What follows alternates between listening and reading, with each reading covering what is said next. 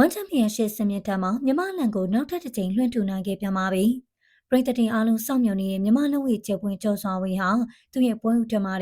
ဂျပန်ဖိုက်တာမူကာစီတိုကိုအပိုင်ပိုင်ပြတ်တန်းနိုင်ယူပြီးတကမ္ဘာလုံးကိုသူ့ရဲ့နာမည်ကိုကြေညာသွားခဲ့ပါတယ်။ပွဲစားကလေးကကျော်စွာဝင်းဟာပွဲဥထွက်ဆိုရင်စိတ်လှုပ်ရှားမှုတန်းတည်ငြိမ်လွန်းတဲ့အမူအရာနဲ့တူပရိသတ်ကိုအားအသင့်စေခဲ့ပါတယ်။နေပြောင်းဝိုင်ထုခင်ရဲ့တင် जा မှုအောင်မှာလေးအောင်စာလက်တွေနဲ့အသားကျနေတဲ့ကျော်စွာဝင်းရဲ့လက်သီးတွေက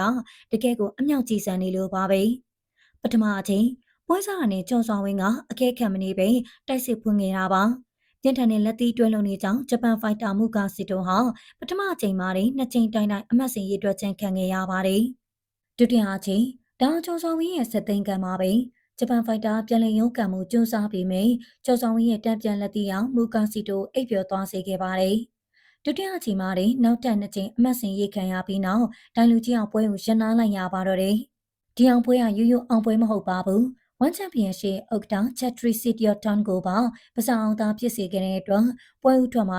performance bonus ဘတ်3သိန်းခွဲကိုပါကျော်စွာဝင်းကစုခုနိုင်ခဲ့ပါတယ်။ဒီပွဲပြီးမှတော့ဆိုရှယ်မီဒီယာပေါ်မှာမြန်မာလူဝေဝါသနာရှင်တွေရဲ့မှတ်ချက်တွေကတကယ့်ကိုပွက်လုံးရိုက်သွားခဲ့ပါတယ်။ပရိသတ်တို့က